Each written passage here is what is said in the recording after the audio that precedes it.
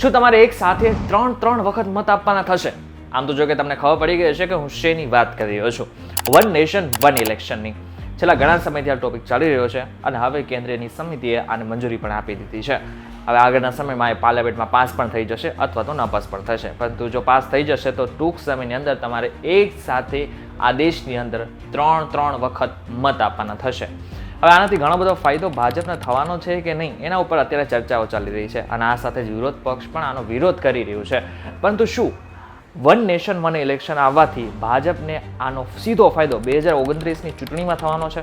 શું ભાજપને આ કરવાથી એટલે કે વન નેશન વન ઇલેક્શન લાવવાથી 2029માં કોઈ જ મહેનત નહીં કરવી પડે, સીધી બહુમતી મળી જશે? આવા કેટલાય પ્રશ્નો તમારા મનમાં આવતા હશે. તો હવે મૂંઝાવાની બિલકુલ જરૂર નથી. આજનો આ વિડીયો તમે પૂરો જોઈ લેજો, તમને બધી જ માહિતી મળી જશે.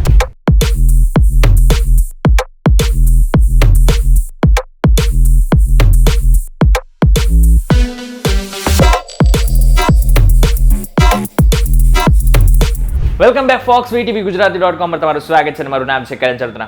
સૌથી પહેલા જાણી લઈએ કે વન નેશન વન ઇલેક્શનનો મતલબ શું થાય છે. આપણે બધાને ખબર છે કે આપણા દેશમાં લોકસભા અને વિધાનસભાની અલગ અલગ ચૂંટણીઓ થાય છે, જેના કારણે સમયનો ઘણો બધો વ્યય પણ થતો હોય છે. પરંતુ વન નેશન વન ઇલેક્શનનો મતલબ એ થાય છે કે એક જ સમયે તબક્કાવાર રીતમાં વિધાનસભા, લોકસભા અને સ્થાનિક સ્વરાજની જેટલી પણ ચૂંટણીઓ છે ને એને ગોઠવવામાં આવે. હવે એવું નથી કે વન નેશન વન ઇલેક્શન આ પહેલી વખત આવી રહ્યું છે. આની પહેલા પણ હતું જ. 1952, 1957, 1962 અને 1967 સુધી આ દેશમાં એક સાથે જ લોકસભા અને વિધાનસભાની ચૂંટણીઓ થતી જ હતી. પરંતુ 1968 અને 1969માં ઘણી બધી વિધાનસભાઓ એવી હતી કે જે સમય પહેલા જ ભંગ કરી નાખવામાં આવી હતી અને આ સાથે જ 1970માં લોકસભા પણ ભંગ થઈ ગઈ. એના કારણે આ પરંપરા તૂટી ગઈ હતી. મે 2014માં જ્યારે પ્રધાનમંત્રી નરેન્દ્ર મોદી આ દેશના વડાપ્રધાન બન્યા ત્યારથી જ તેમની ઈચ્છા હતી કે આ દેશમાં વન નેશન અને વન ઇલેક્શન લાગુ થવું જોઈએ. હવે આ બાદ 2015માં પણ કાયદા પંચે વન નેશન વન ઇલેક્શનને લઈને એક રિપોર્ટ રજૂ કર્યો હતો, જેમાં કહેવામાં આવ્યું હતું કે જો વન નેશન વન ઇલેક્શન લાગુ પડી જાય ને તો આ દેશમાં કરોડો રૂપિયાની બચત થઈ શકે છે. આ ઉપરાંત મહત્વનું છે કે જ્યારે પણ ઇલેક્શન આવતું હોય ત્યારે આચારસંહિતા લાગુ પડી જતી હોય છે અને જ્યારે આચારસંહિતા લાગુ પડી જાય ને એટલી વખત આપણા દેશમાં વિકાસના કામો અટકી જતા હોય છે. આપણે બધાને ખબર છે કે જ્યારે પણ ઇલેક્શન આવતું હોય છે તેમાં કરોડો રૂપિયાનો ખર્ચો થતો હોય છે.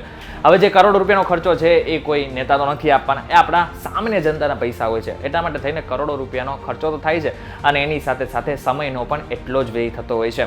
આ સાથે જેટલા પણ વહીવટના કામો હોય છે ને એ પણ અટકી જતા હોય છે.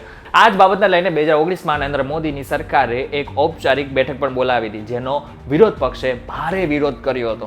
હવે વન નેશન વન ઇલેક્શનને લાગુ કરવો ને એના બે રસ્તાઓ છે. સૌથી પહેલો રસ્તો, સંસદમાંથી બિલ પસાર કરાવી શકો છો અને જો એ ના કરાવવું હોય ને તો તમે 2/3 રાજ્યોની સહમતિ સાથે પણ આને લાવી શકો છો. હવે આપણે બધાને ખબર છે કે મોટા ભાગના જેટલા પણ રાજ્યો છે એમાં ભાજપની સત્તા છે અથવા તો ગઠબંધનવાળી સત્તા છે, પરંતુ બધા જ ભાજપની સત્તાવાળા રાજ્યો હોય એવું જરૂરી નથી. એટલા માટે થઈને જે બિન ભાજપી સત્તાવાળા જેટલા પણ રાજ્યો છે એ સહમતિ ન દર્શાવે તો આગળના સમયમાં વન નેશન વન ઇલેક્શન ન પણ આવી શકે. એટલા માટે થઈને હવે સરકારે નિર્ણય કર્યો છે કે આગળના સમયમાં આને સંસદમાં પેશ કરવામાં આવશે, એટલે કે જે બિલ છે ને એ સંસદમાં લાવવામાં આવશે અને એવું માનવામાં પણ આવી રહ્યું છે કે આગળના સમયમાં શિયાળુ સત્ર દરમિયાન આ બિલને લાવવામાં આવશે.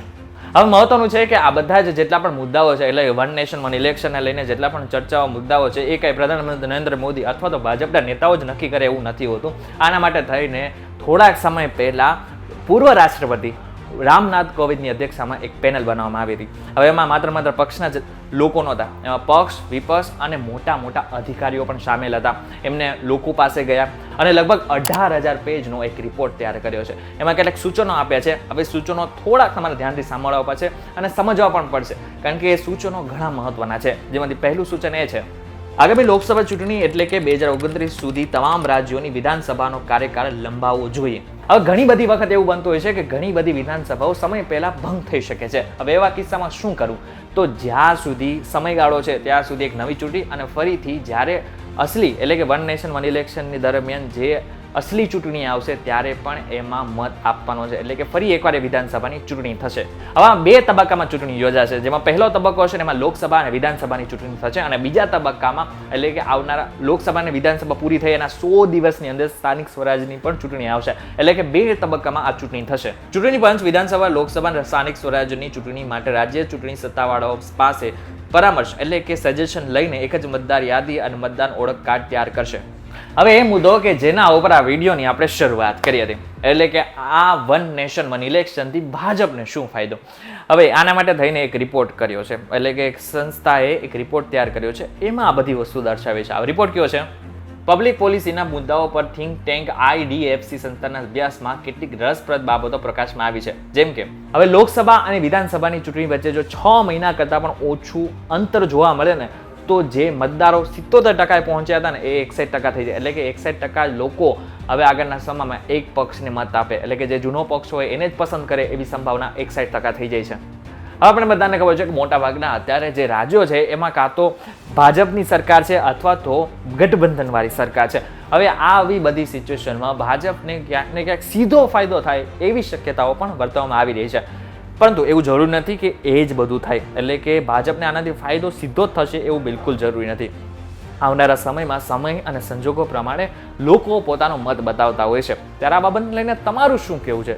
શું વન નેશન અને વન ઇલેક્શન આપણા દેશમાં લાગુ થવું જોઈએ કે નહીં? એ અમને જરાક કોમેન્ટ કરીને ચોક્કસથી જણાવજો.